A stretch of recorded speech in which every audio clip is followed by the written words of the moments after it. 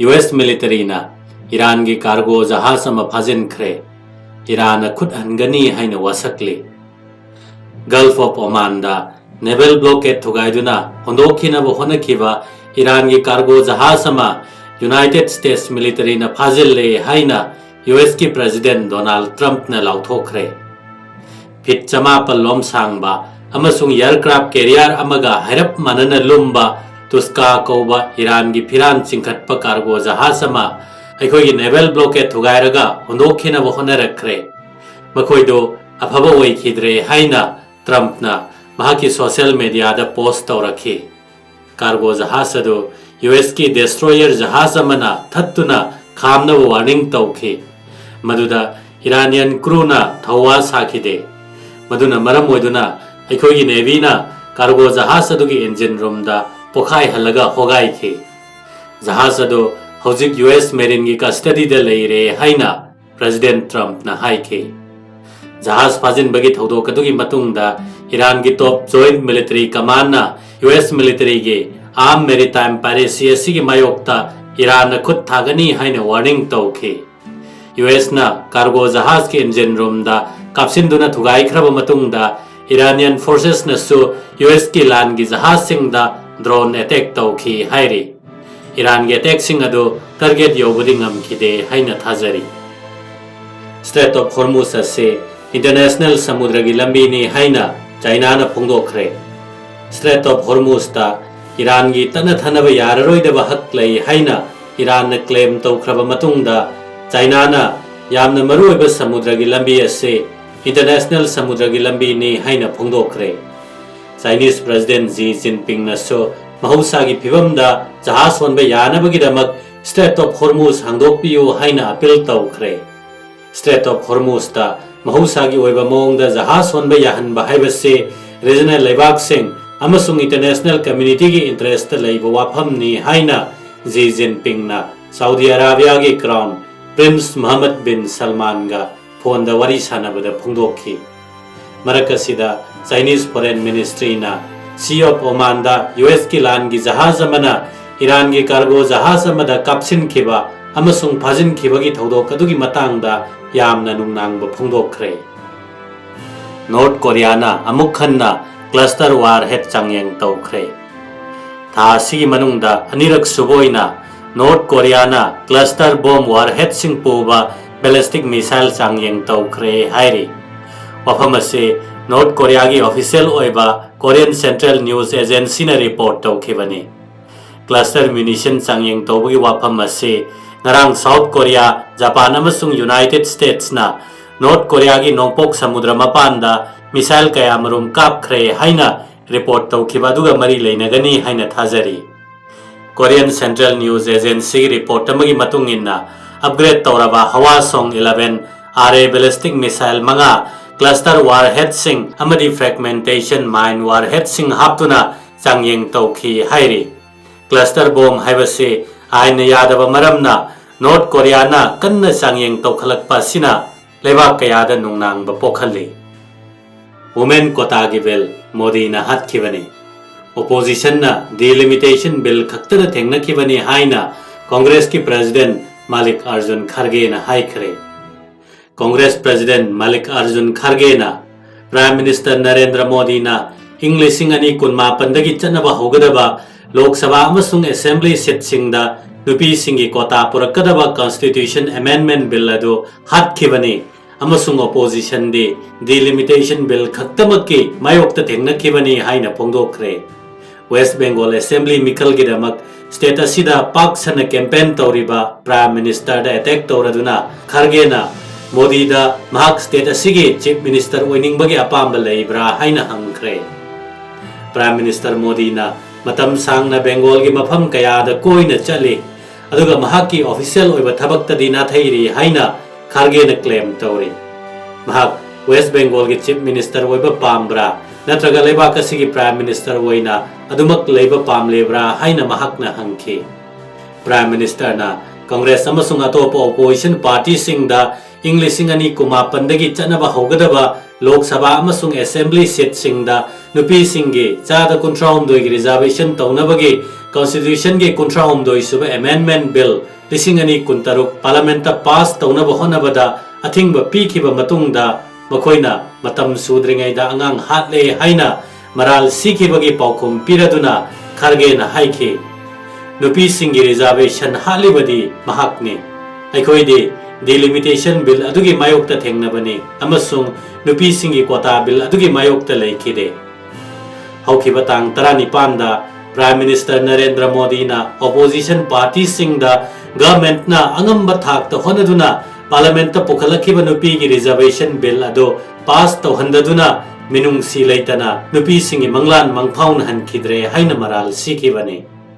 Lok Sabha da women reservation bill maithi khiba matung nongma konbada lebak miyam da haikhiba warol amada Prime Minister na haikhe masagi khanduna politics tawba Congress DMK TMC amasung Samajwadi Party ase nupi singi karisu khande makoina legislature da nupi singi sada control doi reservation pina honarak papumnamak arem batahan khre Prime Minister na haike opposition party sing ase parliament ta nupi singi sakti hengatnaba nari sakti bandhan abhiyan gi mayokta laikhre ngasidi India gi citizen pumnamakna India gi nupi singi khongthang adu thingkhre haina unare lebak sigi nupi singi manglan ado menung si leitana manghan khre kuch behar pangthok ki mikhal ge rally amada wangang laduna Congress president asina mahaki party na lusing khiba UPA government ki matamda Rajya Sabha da English ani tarada women reservation bill asi pass to khibani aikoina matam pumnamakta nupi singi hak amasung saukhat khongthang gi damak khanduna lakhe mahakna haike Congress ki Sarojini Naidu Indira Gandhi amasung Sonia Gandhi gomba nupi lusingba kaya laike amasung leire BJP na nupi amabo makogi president natraga awangba position da pukhatpa laikravra hangke English ani tarada Rajya Sabha da women reservation bill pass tawkrabasu UPA na masi parliament ki lower house ta law ina puthokna bohona bangam khide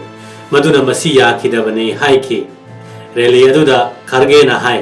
English ani kulhumdoida aikoi parliament ta punna lakhe amasung women's quota bill adu pass tawke adu Modi na West Bengal amasung Tamil Nadu assembly mikhal pangthokadaba tha contract tuminna election ke matam maduda center da leiriba BJP na lusingba NDA government na masi thabak ta onthoktana thamliba sikarigino haibado mahak angak papo I haike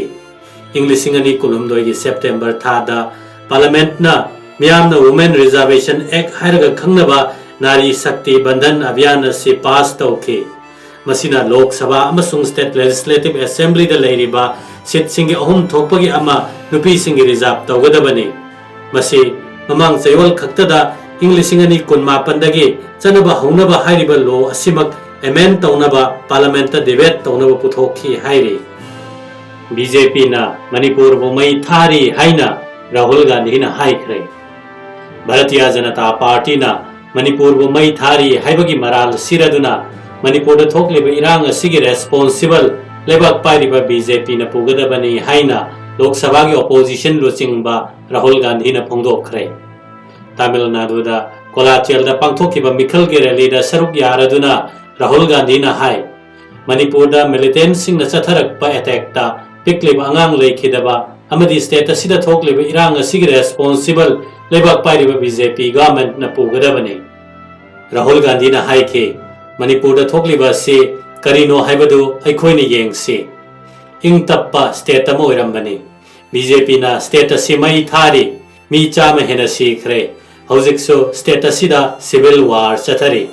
Rahul Gandhi na phongdokliba wafam ase Bishnupur district ki Tronglaugi de chathari ba bomb ge attack kamada pikliba angang ani leikhidaba adugi matungda khoisaunarba miyamna leftna protest torakpa lambi thingba amasung mafam kharada makhata na khut thongnaba security force na tear gas amadi smoke cell kaptuna miyam tan khaibagi thabak chathari ngai chairaktani Manipur gi rang ase English ani kulumdoi gi me ahumdagi horakpaga loinana ngasi phawba leptana chathaduna lakpani Rahul Gandhi na makhata na hai BJP na power ase supai paisin na honabadagi phibam asi yorakpani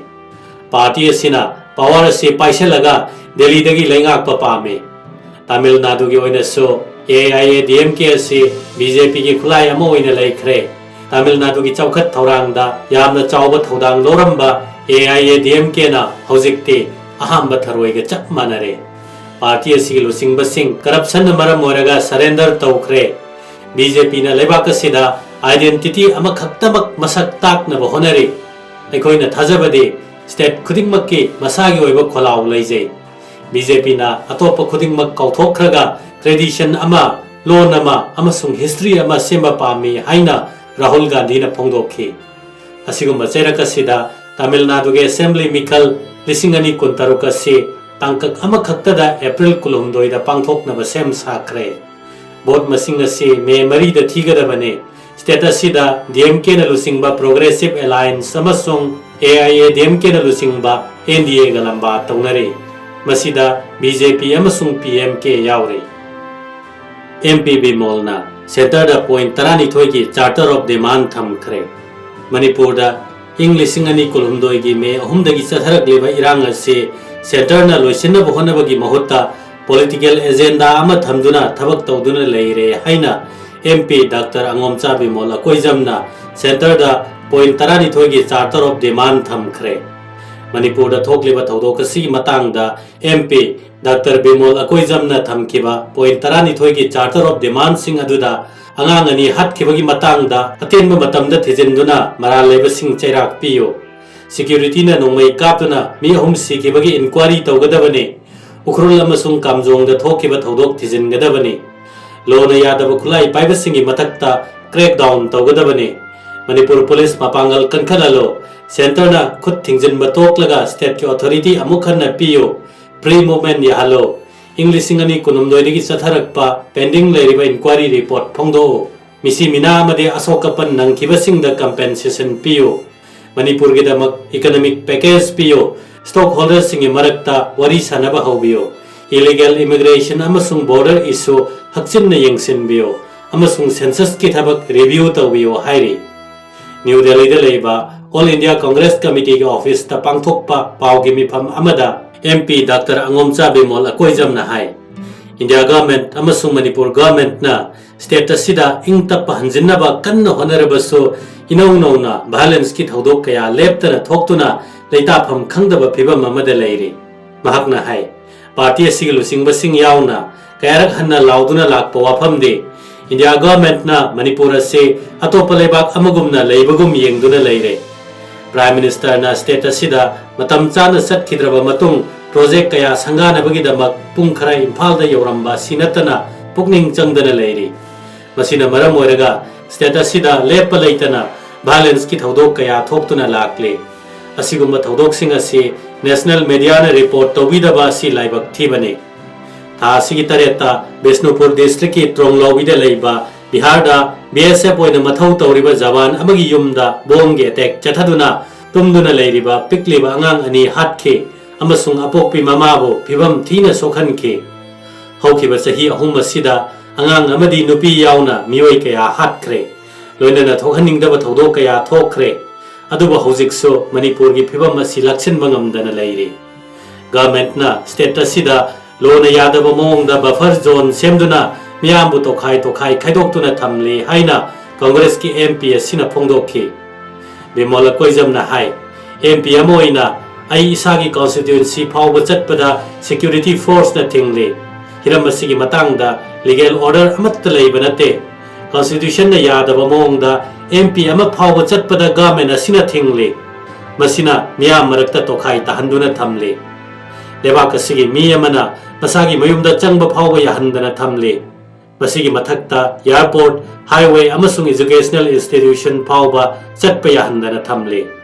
masina government ase chapchana mathau tawdre takpani haina Bimol akoijamna phongdokhe mahakna hai tha asigi tareta thokhiba thamoi sokpa thodokado army amasung CRPF leina thokhibani security forces na thokhiba thodokadagi matangda khudakta thabak lokhattana leikhi masina maram oiraga khoisaunarba miyamna CRPF ki post sangsinbada nongmaina kapada mi ahum sekhi masigi matungda status sida internet thingba curfew thamba amasung miyamna leptana protest chathaduna lakle Asiguma phibam asida security force na Red Cross Society ki ambulance phawba athingba piki. State asida hojik kuki maitai ki marakta ungkhatna ba thoklamba du hena pakthok chawthoraktuna kuki naga ki marakta ungkhatna duna irang hena chawthorakli. Ukhrul district ki mafam singda yum mai thaba chathok chasinda thingba piba amasung tha si tarani panda lambi da chatpa mi singda nongmai kapsindona ambush tawdagi mi ani siba amadi kaya amana sohan kiba se state asigi law and order mapung phana phel oire takpani adubu prime minister amasung home minister nadi ngasi su tuminna leiri center na manipur gi wathok kasi loisin bagi mahutta delimitation pangthoknaba political agenda da thabak tawduna leiri haina MP Dr. A Bimol akoijam na phongdokhi